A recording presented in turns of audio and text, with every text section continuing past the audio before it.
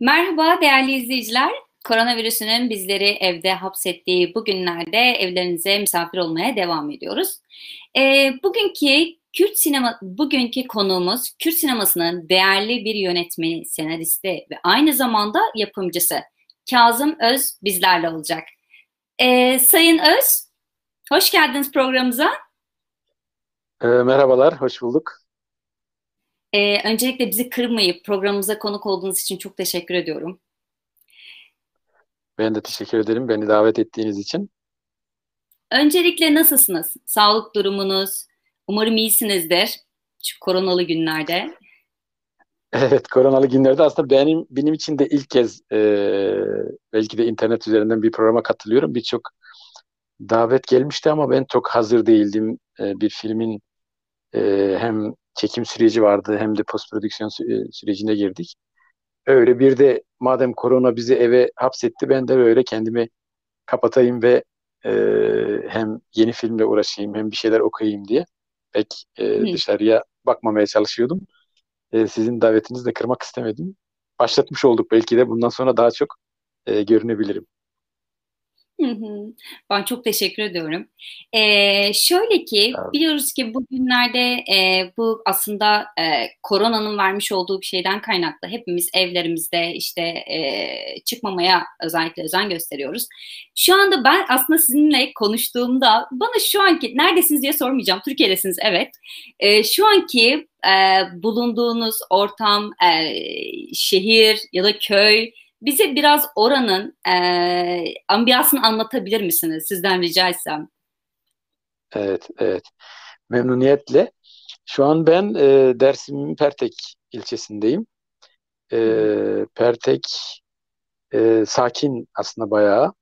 Ama bazen dışarı çıktığında korona hastalığı bu kadar dünyayı kasıp kavurmuşken burada gerçekten böyle bir hastalık var mı yok mu diye sorabilirsiniz. Çünkü bir hareket yine de var. İnsanlar sokaklarda daha çok görebiliyorsunuz. Az çok iş yerleri de açık. Ee, Yani her ne kadar bir psikolojik olarak bir hastalık atmosferi olsa da ama bunun dışında da bir atmosfer var. Yani burası biraz daha şanslı çünkü belki de Türkiye'de şu an Dersim en çok en az koronanın görüldüğü yerlerden biri oldu. Çok az birkaç vaka sadece bulundu. Onlar da e, yurt dışından gelen vakalardı galiba. Onlar da kontrol altına alındı. Bizim bulunduğumuz kasabada da şu ana kadar herhangi bir vakaya şimdilik rastlanmadı. Ama tabii medyanın çok büyük bir etkisi var. Televizyonları izleyenler daha böyle evet daha korunaklı ve daha kontrollüler.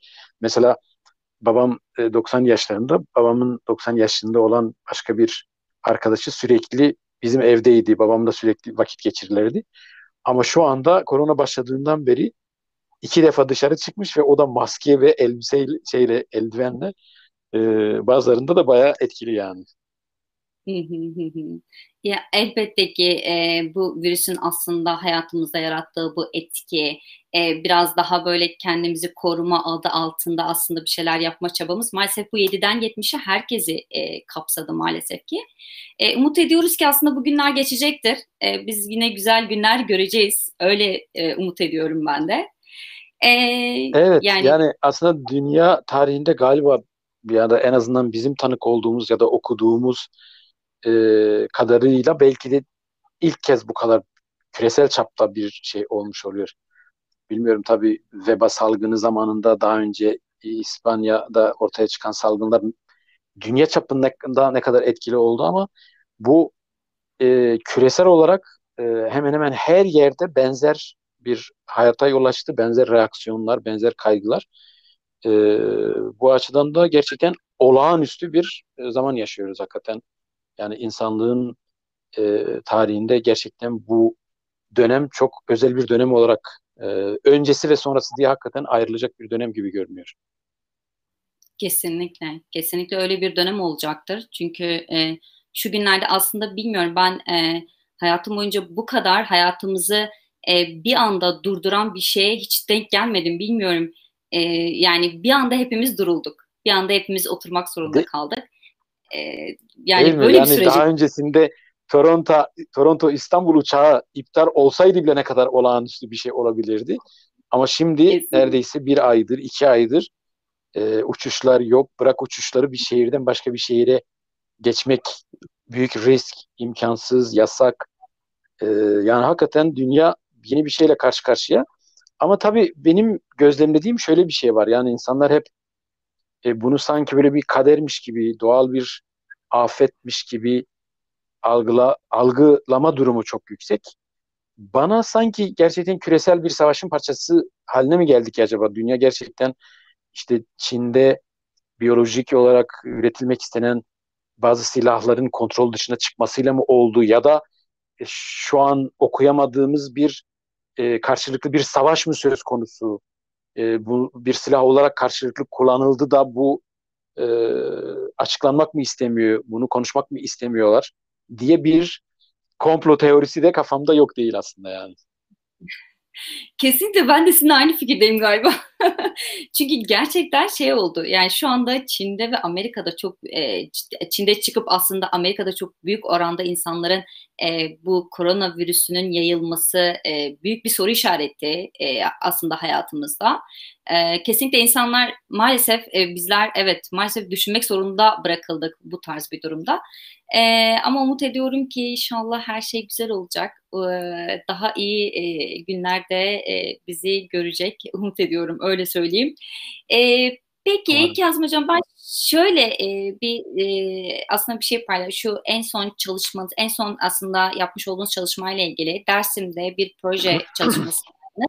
Ve bir anda bu virüsle aslında e, bu projeye ara vermek durumunda kaldınız.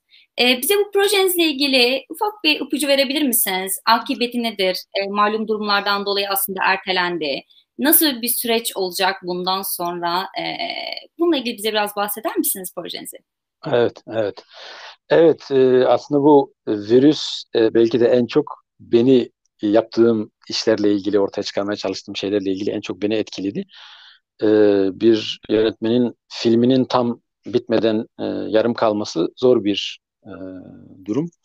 Hakikaten biz de tam filme başladık, korona tartışması başladı, e, bu olay başladı ve e, filmi yarım bırakmak zorunda kaldık. Yani aslında Dersim çekimlerini büyük oranda bitirdik. Karadeniz'de de çekimlerimiz vardı. Oraya geçmeden e, bırakmak zorunda kaldık. Yani ekibin güvenliği açısından, kendi güvenliklerimiz açısından.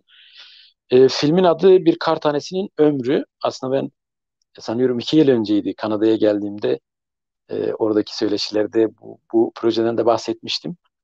E, Hatta oradan sponsor aramıştık, çağrılarda bulunmuştuk. Oradan birkaç arkadaşımız da projeye destekte bulunmuşlardı. Hı hı. Bu bahsettiğimiz proje, o proje bir kırık bir aşk hikayesini anlatan bir proje.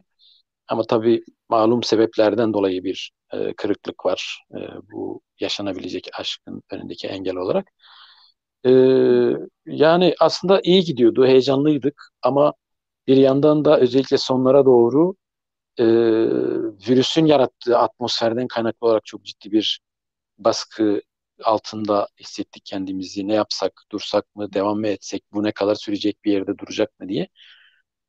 Sonunda ara vermek zorunda kaldık. Tabii bu oyuncular için, teknik ekip için, filmin kaderi için neye yol açacak önümüzdeki dönemde bilmiyorum ama e, bu havanın, atmosferin dağılmasını bekliyoruz. Dağılır dağılmaz biz kaldığımız yerden çekmeye devam edeceğiz. Hı hı. Elbette ki umut ediyorum ki bu süreçler bittikten sonra güzel projeleriniz tekrar devam edecektir. Şöyle ki aslında biraz da böyle kişisel bir soru sorabilir miyim size? Örneğin şu anda bir proje vardı ve bu projeyi yarım bırakmak zorunda kaldınız. Şu anda örneğin hani bu kadar zamandır bir şeyler yapmaya çalıştınız. Hep sürekli bir proje, bir film, sürekli bir festivaller, sürekli bir yurt dışında aslında olmanız.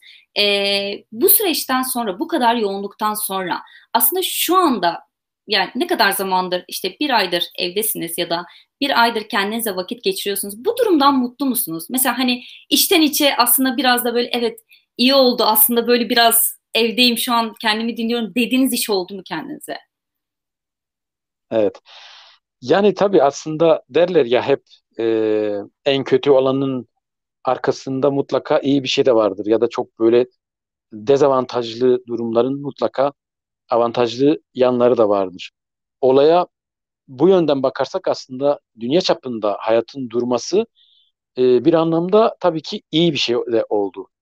Yani tüm bu e, koşuşturmacanın özellikle büyük şehirlerde, metropollerdeki insanların, kitlelerin e, koşuşturmacası, yoğunluğu, kendine zaman ayıramaması, e, neredeyse kendini unutması e, durumuna karşı bir çözüm oldu. İnsanlar bu bir zorunluluk oldu ama hakikaten insanlar biraz kendilerine vakit ayırmak zorunda kaldılar. Biraz okumak e, durumunda kaldık. E, düşünmek durumunda kaldık. Dinlendi insanlar, uyudular. Yani günümüz modern hayatı, günümüz dünya kapitalizmi gerçekten çok vahşi bir şekilde insanlığı bir yere doğru sürüklüyor. Aslında belki de bu doğanın da bir müdahalesi, bir çağrısı. Yani tüm bu kaosun içinde bu kadar büyük e, sömürünün olduğu, insanların gerçekten modern köleler gibi çalıştırıldığı e, bu sistem bir anda durdu.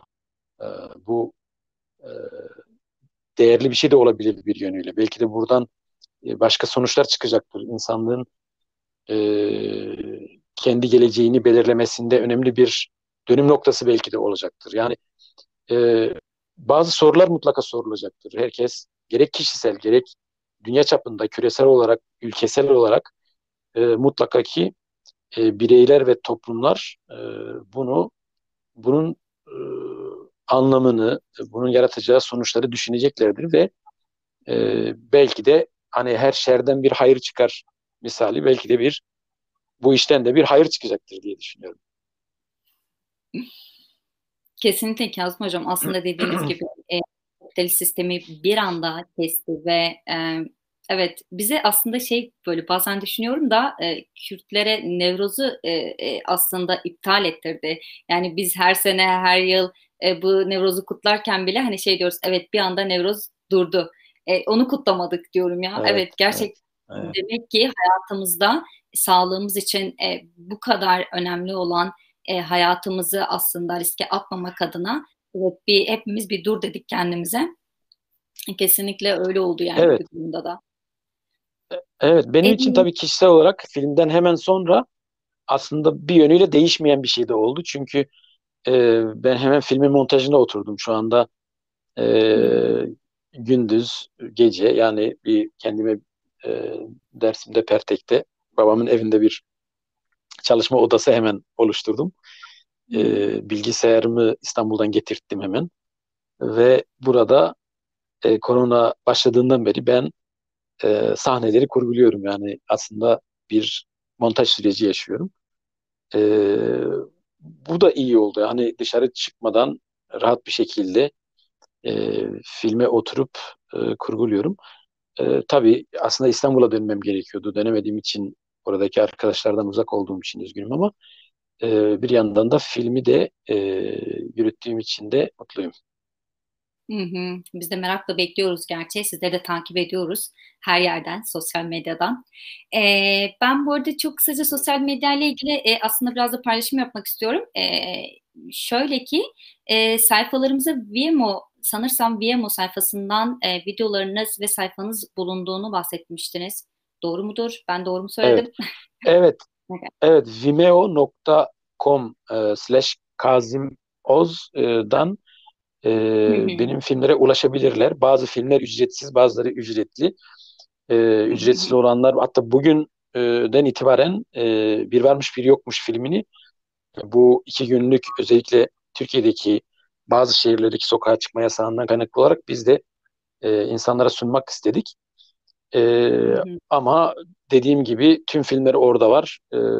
Seyircimiz bizi oradan izler ve filmlerimizi izler, yorumlarını yapar, desteklerini sunarsa da çok memnun oluruz.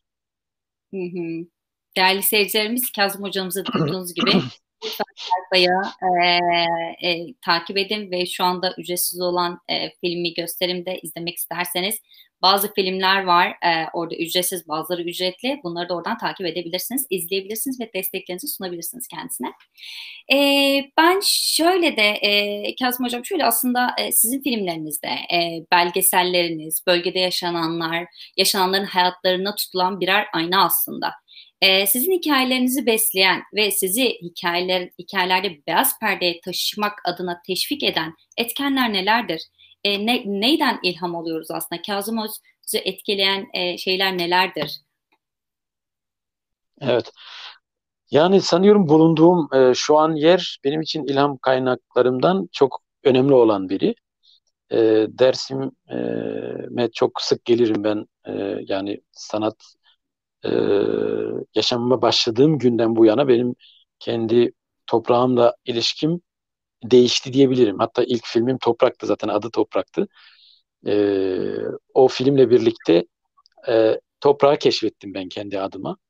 Ee, Hı hı. Dolayısıyla bu beraberinde e, bu buradaki kaybolmaya yüz tutan kültürü, e, dil meselesini, ana dil olayını, yine özellikle Türkiye'de Kürtler şahsında e, yaşanılan sıkıntıları, sorunları işlemeye başladım.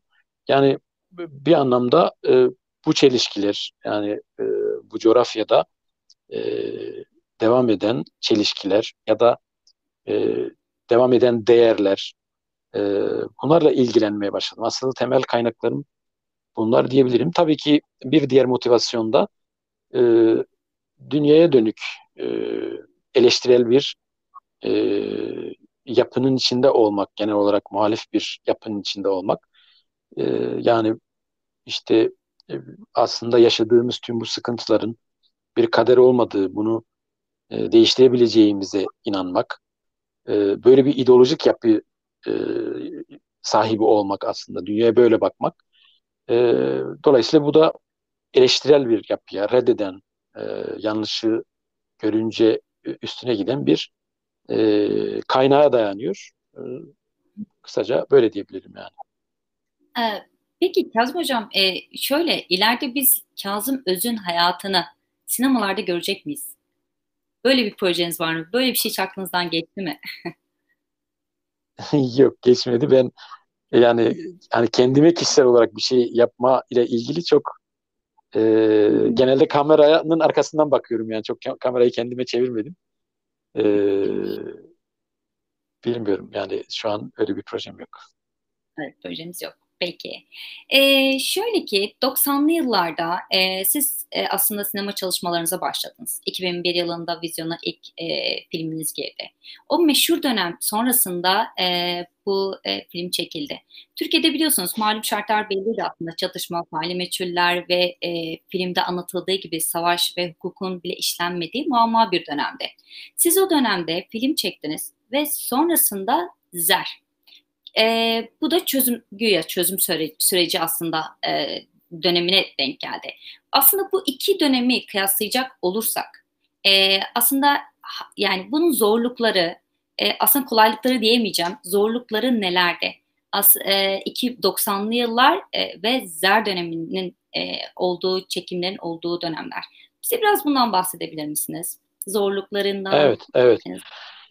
Yani tabii iki dönemin de zorlukları birbirinden farklı. 90'lı yıllar Kürtlerin kendi kültürel olarak, siyasal olarak kimliklerini keşfettikleri, yani kim olduğuna dair e, bir sürecin yaşandığı ve buna cevap verdikleri bir dönemdi. İktidarların da e, bunu reddettiği, yani iktidarlar, neden çoğul kullanıyorum? Çünkü dört parçada da aslında benzer sorunlar söz konusuydu. Bunu reddettiği, Kürt adına her şeyin, yani Kürtçe ıslığın bile yasaklandığı bir süreçten bahsediyoruz. E, Bu tabii Kürtlerin mücadelesiyle bu değişti. Yani en azından görüntüde Kürtlerin varlığı, dili, kimliği kabul edilmek durumunda kaldı. Ama sorunları çok değişmedi. Yani bu sefer daha ince yöntemlerle Kürtlerin bir halk olarak e, sahip olması gereken haklar, temel haklar yine engellenmeye çalışıldı. Çeşitli gerekçeler bununla ilgili üretildi. Çeşitli yöntemler devreye konuldu. Yani zaman zaman şiddet, kaba bir şiddet, zaman zaman daha psikolojik bir şiddet, zaman zaman daha gizli, görünmeyen bir şiddetle bu çaba, bu var olma çabası engellenmeye çalışıldı. Bu doğal olarak sanatta da tabii ki karşılığını buldu. E, Biz ilk filmi yaptığımızda, Toprak kısa filmini yaptığımızda örneğin bir kurgu stüdyosu bulamıyorduk. E, Bir kurgu stüdyosunda e, montajlamaya başladık. Film ortaya çıktıkça e, o stüdyonun sahibinin mesela tavırları değişmeye başladı ve tam anlaşılınca içinde birkaç Kürtçe kelime var diye daha kurgu bitmeden bizi mesela o stüdyodan kovmuşlardı.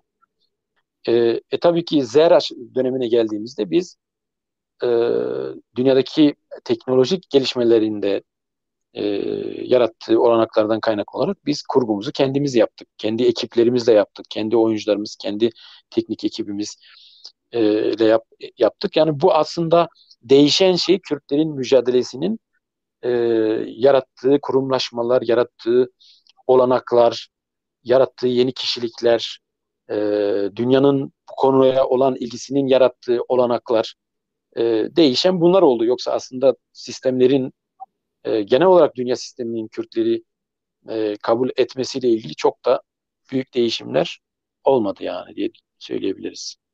Hı hı. Peki şöyle, film çekmenin aslında zorluklarından o dönemde ve şu dönemde de aslında yaşanmış olan zorluklardan bahsettiniz. Hiç kendinize evet ya ben bu kadar özellikle bu son zamanlarda diyebilirim. Özellikle hiç kendinize yeter artık ben bu filmler için yani şöyle ki aslında yani hiç kendinizi bıraktığınız oldu mu aslında bunların önüne bu kadar yaşamış olduğunuz zorluklara rağmen hiç kendinizden vazgeçtiğiniz oldu mu? Evet artık ben bu filmleri çekmeyeceğim yeter. Hiç kendinizle çatıştığınız bir dönem oldu mu? Öyle sorayım aslında. Evet. Evet. Yani hakikaten bu soruya cevap vermeden önce siz bildiğiniz için büyük ihtimalle bunu da sordunuz. Yani bir filmin, özellikle benim çektiğim filmlerin perde arkası çok zorluklarla dolu. Yani Zer'dir, ilk filmden itibaren yani Bahoz dönemi, fotoğrafı çektiğimiz vakit, işte şu an bu filmi çekerken arkasında hakikaten o kadar büyük bir zorluk var ki, örneğin benim köyden komşum yaşlı bir kadın Bahoz'da oynamaya geldi. Ve seti nasıl yürüttüğümüzü, nasıl zorluklar çektiğimizi gördü. Kendisi de Bahoz'un ilk sahnesinde var mesela. E, Set bitti, akşam dedi ki ya Kazım, sen keşke çobanlık yapsaydın, yani çobanlık bundan çok çok kolay. Yani sen nasıl böyle bir zor bir mesleğe gittin girdin? Sen deli misin? Sen kafayı mı yedin? Sen niye bırakmıyorsun bu işi? Ya gel köyde koyun bak, bundan çok daha iyi dedi yani. Aslında bu bahsettiğin zorluğa dayalı bir şeydi. Ama Hmm. ben bahsettiğiniz şeyle ilgili hiçbir tereddüt yaşamadım. Tersine ben kendimi şöyle görüyorum. Daha çok film çekmeliyim, daha iyi film çekmeliydim. E, Daha iyi, en iyi filmi daha çekmedim diye düşünüyorum. E, Daha kısa sürede film çekmeliyiz. Mesela bir 3-5 yılda değil de 1-2 yılda film çekmeliyiz diye kendimi şu anda eleştiriyorum, sorguluyorum. Yani tabii zorluklarına biz girsek bunun sonu yok. Çok büyük zorluklar tabii ki yaşıyoruz ama şuna da inanıyorum. Yani hiçbir zorluk, e, aslında eğer bir şeye inanıyorsanız, bir hedefiniz varsa e, hiçbir zorluk sizi engelleyemez. Hatta bazen engeller sizin daha esnek olmanızı, o engeli aşmak için daha iyi spor yapmanızı, daha çevik olmanızı ve daha güçlü olmanızı e, sağlar. O yüzden de e, yani yorulmadım. Tersine sanki daha yeni başlamışım gibi ve çok eksiklerim varmışım gibi, bir öğrenciymişim gibi kendimi görüyorum. Harika Kazım Hocam, aslında bu dönemde bu şekilde üstesinden gelmek, evet, harika bence. Yani burada aslında filmlerinizde de görüyoruz ki bu başarıyı da. Ben şöyle ki Kazım Öz filmlerinde size ait bir teknik, bir dil var diyebilir miyiz? Sizi böyle bir şey yapma, böyle bir şeyi yaratma bir tekniği ya da bir dili var mı Kazım Öz için? Yani tabii bunu benim dışında eleştirmenlerin, tarihçilerin, sinema tarihçilerinin ya da sosyologların, yorumcuların yapması daha doğru. Böyle bir fark var mı? Yaptığım sinema bir başka sinemanın, başka bir akımın, başka bir ülkenin, başka bir yönetmenin tekrarı mı, bir kopyası mı, yoksa özgün mü, yoksa kendine has mı bir dili e, mi var, bir özü mü var? Tabii ki ben ikincisini yapmaya çalışıyorum. Yani beslendiğim kaynaklar büyük oranda kendi yaşamım, kendi hayat deneyimim, bulunduğum coğrafyanın kültürel birikimi, oranın tarihsel kaynakları ve tabii ki düşünsel, düşün yapısal, ideolojik kaynaklar. E, Hı hı. Ve tabii ki özgün olanın peşindeyim. E, Dünya sinemasını da takip etmeye çalışıyorum. Çok değerli yönetmenler gerek sinema tarihinde gerek günümüzde çok değerli eserler üretiyorlar. Ama tabii ki ben kişi olarak e, nasıl bir e, şekilde, nasıl bir biçimde, nasıl bir dille bunu anlatabilirim? Bunun peşindeyim. E, Hatta zaman zaman deneysel yaklaşmaya çalışıyorum. E, Yani o e, dünyadaki sanat üretimindeki tekrara, e, kopyaya e, mümkün olduğu kadar girmemeye çalışıyorum. En azından farkında olarak girmemeye çalışıyorum. Bununla mücadele ediyorum. Ama dediğim gibi bunun eserlerinde nasıl, ne kadar yansıyabileceği, ortaya çıktığı da herhalde daha çok sizlerin yorumuna bağlı olacak. Hı hı. Şöyle ki dünya sinemasını takip ettiğinizden bahsettiniz. Ve birçok film izlediğinizi ve bu alanda takipte olduğunuzu bildirdiniz. Peki sizin filmlerinizin birçoğu uluslararası festivallerde ödül almış. Aslında bu ödüller sizin için ne demek? Motivasyonunuzu arttırıyor mu? Ve Kazım Öz'ün gözünden bize biraz anlatır mısınız? Evet, yani tabii ki filmleri yaparken ben kişisel olarak filmimi ödüller, festivaller için gerçekten yapmıyorum. Yani beni etkileyen, benim için dert olan e, bir konuyu işlemeye çalışıyorum. Ama tabii bir filmi yaptıktan sonra da festivallerde filmi gösterebilmek, dünya seyircisine ulaşmak, onun karşısında ödüller almak e, önemli bir şey. Çünkü bu sizin hem görünürlüğünüzü arttırıyor, hem gerçekten dünya seyircisine ulaşmanızı sağlıyor. E, Dışarıdan nasıl göründüğünüzü siz kendiniz fark etmiş oluyorsunuz.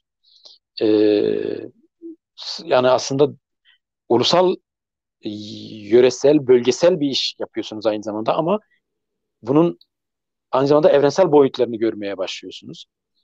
E, Yani çok değerli tabii aslında bir filmi yapıp dünyanın başka bir ucunda, başka bir ülkesinde ödülü alabilmek, ama her şey değildir. İlk şey de değildir kesinlikle benim için. En başta çektiğim filmin e, işlediği konuyu ne kadar işleyebildiği, e, sanat dili olarak bir özgünlük barındırıp barındırmadığı, e, gerçekten özgün olup olmadığı e, daha önemli. Daha çok buraya kafa yoruyorum. Ama bizim gibi alternatif film çeken yönetmenler için tabii ki belki de festivaller daha önemli olmuş oluyor. Çünkü önümüzde filmlerimizi kitlelere ulaştırmamızı engelleyen bir sistem var, sistemler var. Ee, Dünyaya çok ticari bakan, her şeyi metalaştıran bir dünya küresel kapitalizmi var. e, yani sizin de meta olmanızı hatta isteyen, hem ürününüzün hem sizin olmanızı isteyen bir sistem var. Bununla mücadele ederken e, filminizin bazı kanallar bulması, bununla açılabilmeniz de çok önemli. O açıdan değerli yani buluyorum festivalleri ve ödülleri.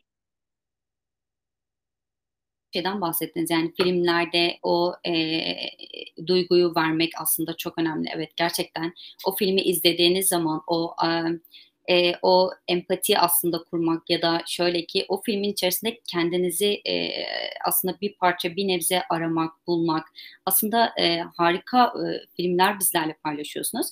Ki şöyle, aslında biraz da sorum şu şekilde olacak size. Filmlerinize metaforlar var.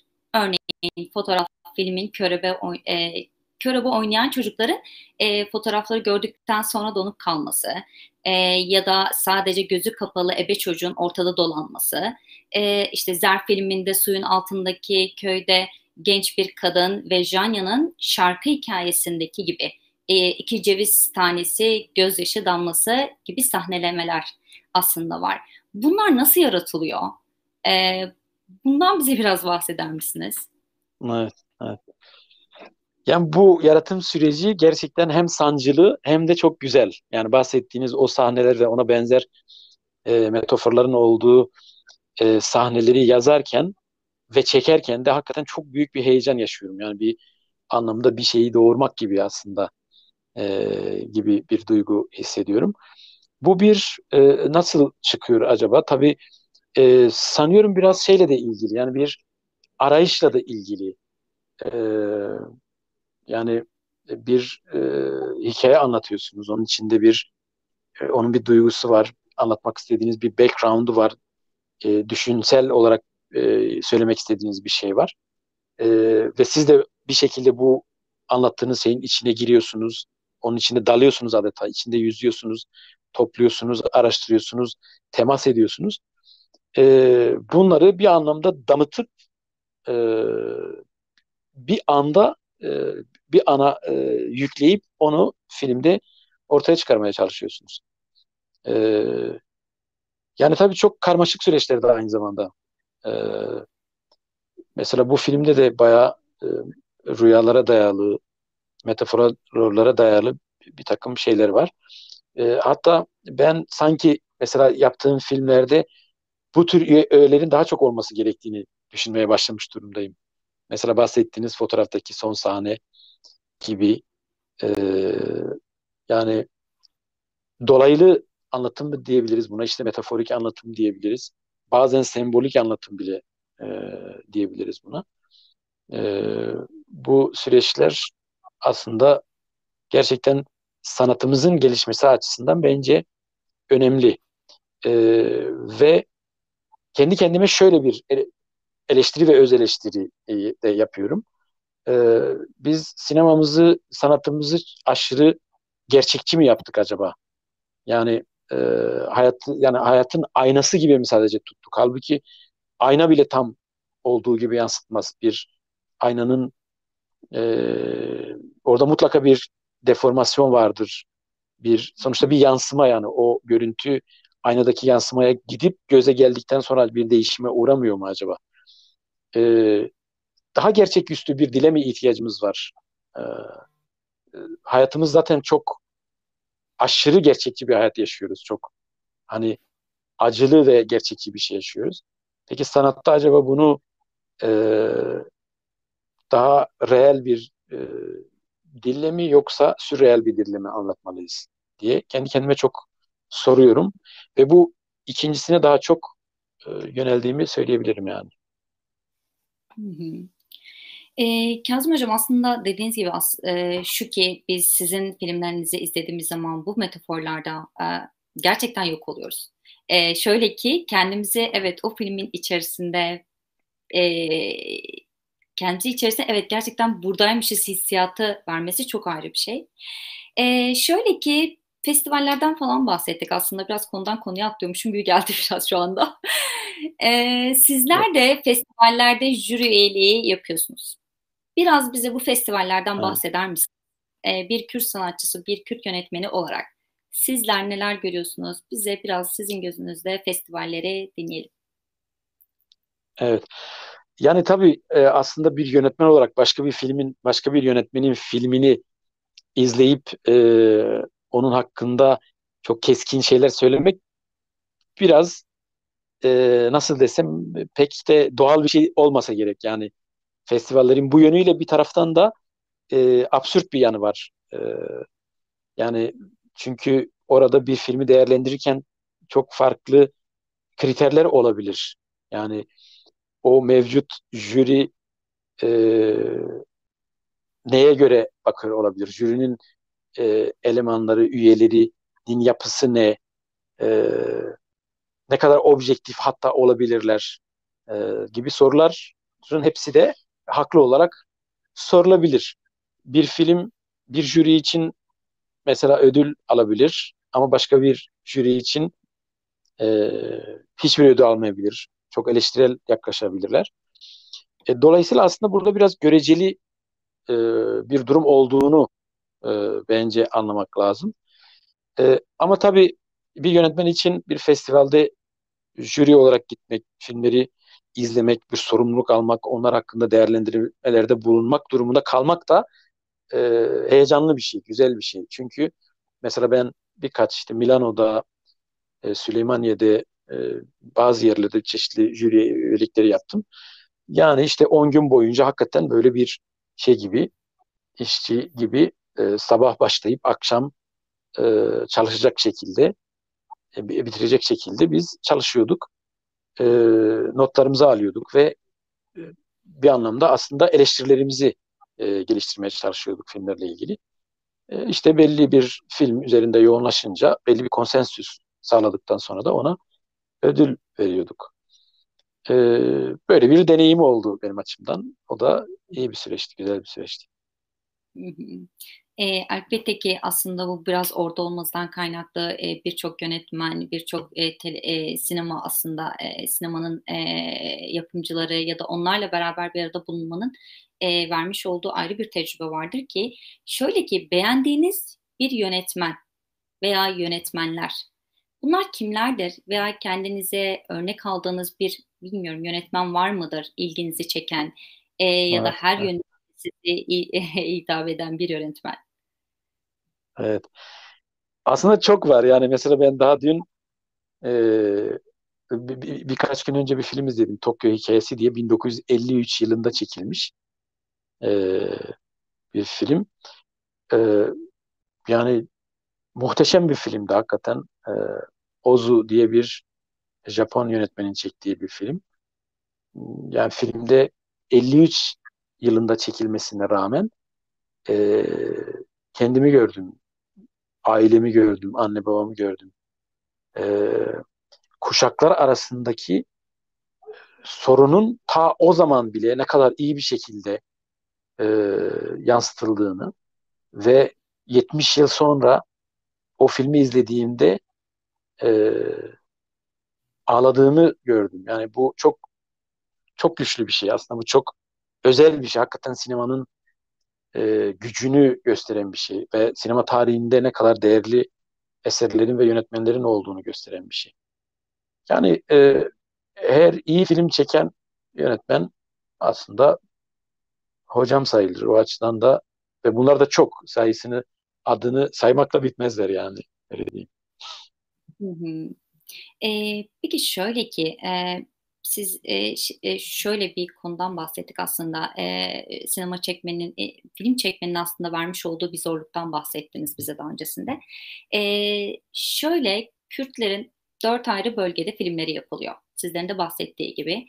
E, Bu filmlerde aslında şöyle ki siz ve diğer yönetmenleri kıyasladığınız zaman aslında sizin ve orada bölgede film çeken yönetmenlerimizi kıyaslayacak olursak sizce siz onlara göre daha mı şanslısınız yoksa bütün Kürt yönetmenleri diyebiliriz ki aynı sorun, aynı sıkıntılardan da mı geçmektedir? E, Yani tabii zorluklar bölgeye göre bulunduğumuz ülkelere göre değişiyor. Ama şans derseniz bence sinemayı tanımak zaten kendi başına en güzel, en büyük şans. Yani sanatla tanışmak en büyük şans. Ve bunun e, yeri, koşulu, coğrafyası olmaz yani. Yeter ki o yaptığınız sanata aşık olun, e, kendinizi adayın. E, Her yerde film çekilebilir tabii ki. Ama tabii ki bir takım kurumlaşmalar bazı yönetmenlerin film çekmesi için e, daha kolay şartlar oluşturabiliyor. Mesela biz bu son filmde e, ekonomik olarak çok büyük zorluklarda çalıştık. Herhangi bir destek bundan alamadık. Herhangi bir kurumsal destek, bir yurt içi, yurt dışı fon, çok çaba gösterdik ama tüm kapılar yüzümüze kapatıldı. Ama ben zeri gösterdiğim vakit bunun olabileceğini düşünerek çantama aldım ve zerle birlikte neredeyse 1-2 yıl e, şehir şehir, kasaba kasaba dolaştım ve bir bütçe oluşturmaya çalıştım. Hatta işte Toronto'ya da gelmiştik. Orada da gösterimlerimiz olmuştu. Yani o uzun yolculuklardan bir bütçe oluşturarak bu filmi e, en azından şu aşamasına kadar getirebildim. E, Yani biz buna göre davranmak zorundayız. Yani biz e, şikayetlerle, yani üstümüzdeki baskılarla, devletlerin bizi desteklememesiyle ya da engellere takılarak bunlardan aşırı konuşarak ilerleyemiyoruz yani. Böyle diyerek kimse de gelip kesenin ağzını açıp bize demiyor, al sen çok şikayet ettin buyur sana para demiyor yani. Biz kendi yolumuzu bulacağız, seyircimizi bulacağız. Ee, Yani halkın desteğini alacağız. Doğru filmler çekeceğiz ve e, sinemamızı büyüteceğiz ki bunu da e, küçük de olsa, bazen iyi, bazen kötü de olsa yapıyoruz. Yapmaya devam edeceğiz yani. Hı hı. Peki Kazım Hocam, sizin gibi başarılı diyebilirim ki bir yönetmeni takip eden yeni yönetmenler var. Onlar için bir mesajınız var mı? Öneriniz var mı? Onlara iletmek istediğiniz hayat tavsiyeleriniz var mı? Bunları kendileriyle paylaşır mısınız? Evet. Ya bu da tabii zor bir cevap. Yani aslında e, sanat konusunda çok ahkam kesmek bana çok şey geliyor, zor geliyor. E, Şimdi aslında mühendislik olsa, matematik olsa, fizik olsa e, daha kolay bir şey. Çünkü daha bilimsel bir şey. Bu şudur diyebilirsiniz. Ama sanat benim açımdan mesela sanat bir eleştiri hareketidir. Sanat bir sorgulama harekettir. E, Hatta kendini tanımlama, kendi varlığını anlama e, çabasıdır. E, Bence bir yönetmen olmaya çalışan biri de bunları yapmalı. Yani bu bir okulda öğrenilecek bir meslek gibi değil benim açımdan. Yani sinema yapmak, sanat yapmak. E, Hatta bazen bir meslek gibi de değil aslında. Yani e, dolayısıyla e, ne yapabilirler? Yani bu dünyayı nasıl görüyorsun? Dünya ile ve bu dünyadan memnun musun? Memnun değilse bunu nasıl değiştireceksin? Nasıl bir noktaya çekeceksin? Bunun için e, sanat da var. Sanat yöntemiyle, yoluyla bunu yapabilir misin acaba? Ki tek yöntem tabii ki sanat da değil yani. Bunun çok yöntemi var. E, Öyle. Bilmiyorum. Çok mu karışık söyledim, cevapladım. Aslında şey gibi olacak sanırım, tecrübeler yaşanarak ancak öğrenebilecek ve e, yapıp yapıp yeniden inşa etmekle olacak sanırım. Peki şöyle ki ileride bu, umut ediyorum ki şu koronavirüsü bittikten sonra, sizin de bu yarım kalan çalışmanız bittikten sonra ileride Kazım Öz şunu düşünür mü? Bir komedi ya da bir bilim kurgu aksiyon filmi gelir mi Kazım Öz'den Evet. bizlere? Evet. Yani komedi düşünür. Aslında komedi düşünüyorum da ben Zer'den önce hatta düşündüğüm bir komedi filmi vardı ama koşullarını yaratamadık. Onun için çekemedim. Senaryosu bitti. Hazır bir komedi var yani. Varsa bizi dinleyen yapımcı olmak isteyen bu filme komedimiz hazır. Hemen çekebiliriz ve 3-4 ay sonra filmi vizyona bile koyabiliriz. Bilim kurguya gelince tabii bilim kurgu biraz daha başka bir alan benim açımdan. Daha uzak bir alan. Belki de bilim kurguda daha bütçesel çözümler lazım. Yani büyük stüdyolarla çalışmak lazım. Bilim kurguda daha inandırıcı olabilmek. Yani mesela belgeseli biz 3-5 kişilik bir ekiple bulunduğumuz hikayeye göre bazı yerlerde yapabiliriz. Ama bilim kurguyu gerçekten e, daha iyi bir teknoloji olmadan yapmak daha zor. Ama ileride belki de olur, bilmiyorum yani. Belki Kanada'dan bir teklif alırsak bir film şirketinden bakarsın, orada da bir bilim kurgu çalışırız.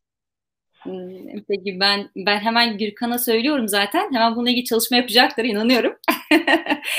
Ee, Tamam. Ben şöyle ki aslında bu çok güzel bir şey. Aslında sürekli biz sizden coğrafyamızdan kaynaklı bu yaşamış olduğumuz acılardan kaynaklı aslında yaratmış olduğunuz filmlerden bahsettik. Şöyle ki böyle bir şeyin aslında gelmesi çok güzel bir şey oldu. Biraz daha farklı bir Kazım Öz durumu göreceğiz aslında sinemalarda. Belki de ileride umut ediyoruz ki bir yapımcı bulursak, Gürkan arkadaşım bu size Toronto'da. E, Evet, evet. Onun dışında şöyle ki bu zamana kadar çekilmiş olan filmlerde şöyle ki izleyicilerimizin filmlere algısını nasıl görüyorsunuz? Aslında yaptığıma değdi ya da işte bu kadar bu emeği verdim, evet iyi oldu. Bunu seyircilerden alabiliyor musunuz? Evet, evet. Yok, çok güzel bir soru aslında. Sinemamız, yani bir sinemanın varlığından bahsedebilmek için seyircisinden de bahsetmek lazım. E, yani bir sinemayı büyütecek olan gerçekten çok önemli ayaklardan biri aslında seyirci. Seyirci tabii sadece seyirci derken geleneksel sinemada, klasik sinemada ya da tecrübsel sinemada seyirci bilet parası olarak düşünüldüğü için sadece konuşuluyor. E, yani yatırdığın parayı geri çekmek. Yani o kapitalizmin klasik hikayesi içerisinde sadece bakılıyor. Kuşkusuz bu kısmı önemli, işin ekonomisini toparlayabilmek için, ama aslında bir de sinemayı büyütecek, yüceltecek, geliştirecek olan çok e, önemli başka bir etken var burada. Seyircinin filmi algılaması, seyircinin filme reaksiyonu, e, ona nasıl katıldığı. Bu yaptığım filmlerde gerçekten benim için en heyecan verici yanlardan biri de buydu. Çünkü ben belki de diğer yönetmenlere göre çok fazla seyirciyle kontağı olan biriyim. Çünkü çok fazla söyleşilere gittim, tartışmalar, filmi seyirciyle birlikte izledikten sert tartışmalar, çok aykırı fikirlerin olduğu tartışmalar da çok tanık oldum. Ve hakikaten yaptığınız bir şeyin e, dünyanın diğer ucundaki bir kişi tarafından e, yorumlanması, anlaşılması, hissedilmesi, mesela kendini orada bulması e, bence sinemanın en tatlı, en güzel yanlarından biri. İşte tıpkı size bahsettiğim gibi geçen gün ben 1953 yılda çekilmiş Tokyo Hikayesi adlı bir Japon filmini izledim ve işte Kürdistan'da bir kasabada bir kişi izliyor ve ağlıyor yani bundan dolayı. Ve aradan 70 yıl geçmiş ve o filmin ekibinden belki de hiç kimse şu an yaşamıyor. Şu an yoklar yani günümüzde. Bu evrensellik e, benim daha çok film yapmamı sağlıyor. Daha çok film yapmaya teşvik ediyor, motive ediyor. Daha çok kendimi sorguluyorum yani. Evet, ben Japonya'daki seyirciye bu bir şey anlatabilirim. Ben de anlatabilirim bunun gibi diyebiliyorum. Bu filmle ben Hindistan'a gittim Zer'le mesela. Hindistan'da bizim Levent Özdilek abiyle oraya gitmiştik. Pazar günü 12 gibi, 11 gibi gösterim koymuşlardı. Biz de moralimiz de bozulduğuna ta Hindistan'a gidiyoruz kaç bin kilometre ve yani pazar günü 11'e konulur mu yani programımız? Böyle rahatsız da olmuştuk. Hatta bir ara geç mi gidelim dedik yani gösterime falan. Kimse gelmez yani diye düşündük. Gittik. Salon 600 kişi tıka basa dolu. Ee, gösterim bitti ve seyirciler 100 kişi sıraya dizilmiş ve söyleşi de yaptık. Bir de sıraya dizilmişler ve tek tek soru soruyorlar. Yani biri karakterin başka bir şeyini, biri coğrafyayı, orada bu nasıl oluyor, şu nasıl oluyor. Yani gerçekten e, yaptığım işin ne kadar güzel olduğunu, hem ne kadar önemli olduğunu, ne kadar değerli olduğunu, hem birey olarak, halk olarak, işte böyle düşünen insanlar olarak ne kadar önemli olduğunu o zaman daha iyi idrak ediyorsun ve bu gerçekten çok iyi motive eden şeylerden biri aslında. Yani hatta bir ödülden daha önemli bir şey. Mesela e, çok yoğun şeyler de alıyoruz filmle ilgili gelen mesajları oluyor bize. Mesela Bahoz gösterime girdiği dönemde 10 binlerce mesaj aldık biz. Yani insanlar kendi hayat deneyimiyle ilgili bir şey paylaşıyor, bir şey soruyor, e, yeni bir cümle kuruyor, bizim cümlemizi anlıyor ve ona başka bir şey koyuyor ya da sert eleştiriyor, başka bir tavır geliştiriyor. Yani tüm bunların hepsi aslında bakıldığında hakikaten çok değerli bir şey ve çok kolektif bir şey de yaptığımızı da gösteren bir şey. Onun için benim için önemli bir referans aslında seyirciyle yaptığım filmlerin ilişkisi. Kazım Hocam, evet sizin de aslında demiş olduğunuz gibi seyircinin bu Hindistan'da özellikle yaşamış olduğunuz bu olayın aslında seyirciye vermiş olduğunuz o duygu gerçekten çok ayrı bir duruma gelmiş. Ben şöyle ki biraz Bahuz aslında programımızın sonuna geldik ama çok kısa ben şöyle bir Bahuz'la ilgili bir şey söylemek istiyorum. Bahuz'un gerçekten yeri bende çok ayrı. Çünkü şöyle bir durumda sanırım o film vizyona gireceği zaman yasaklandı diye hatırlıyorum ben. Ve biz filmi sinemalarda aramaya başlamıştık arkadaşlarımla. Hiç unutmuyorum. Ya biz nerede izleyeceğiz şimdi? Bağız evet bir filmimiz var ama nerede izleyeceğiz diye baya böyle yok film yok. Sonrasında şeyi hatırlıyorum. Şişli Kültür Merkezi'ni bilirsiniz. Aslında oranın bir dili olsa da konuşsa birçok yasaklı filme yer edinmiş bir yerdir aslında Şişli Kültür Merkezi. Oraya gittiğimizi hatırlıyorum ve orada içeri giremiyoruz. Çünkü dışarıda yaklaşık 200 kişi, içeride sayısını bilmiyoruz. Güvenlik kapıda ve alamam diyor. Ve inanılmaz böyle bir ilgi o dönemde işte aslında biraz üniversite gençliğinin dile aldığınız o dönemlerde aslında inanılmaz bir filmdi. Onun için ilk film yani bendeki yeri çok ayrı öyle söyleyeyim. Çok böyle heyecanla sizi takip etmiştik orada. Ben şöyle ki son olarak programımızın sonuna gelirken son olarak bu korona günlerinde seyircilerimize, sizi dinleyenlere aslında evde kalmaları için kısa böyle bir sosyal mesajınızı alabilir miyiz sizden? E, Seyircilerimiz evde kalsınlar ve film izlesinler. Çok güzel sinema filmleri var. Dünya tarihinde gerçekten çekilmiş çok değerli filmler var. Bizim filmlerimizi de izlesinler isteriz. Yani bizim filmlerimiz çünkü gerçekten seyirciye ulaşmakta büyük zorluklar yaşıyoruz. Biz de filmi bitirdikten sonra uzun süre çok ücretsiz gösteremiyoruz. Çünkü yeni bir filme başlamak istiyoruz. O arada beklemek istemiyoruz. O açıdan vimeo.com'da ya da YouTube kanalımızda ama özellikle Vimeo'da ücretli olan gösterimler var. Oradan bizi izleyebilirlerse çok memnun oluruz. Tabii ki evde kalmak hakikaten kötü değil. E, Yani zaten herkes büyük oranda çok koşturmaktan şikayetçiydi. Çok kendine zaman ayırmamaktan, okumamaktan. Vakit o vakit.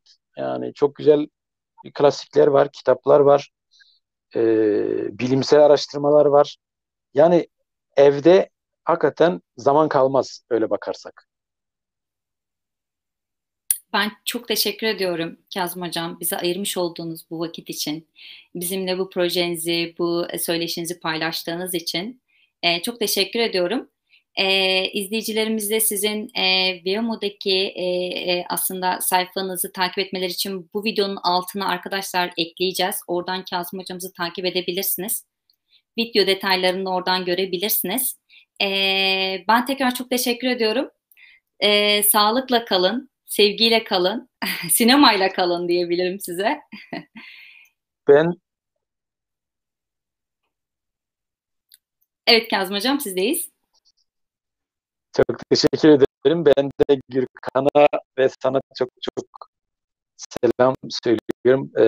Özellikle Kanada'da çok birlikte ve orada buluşuruz.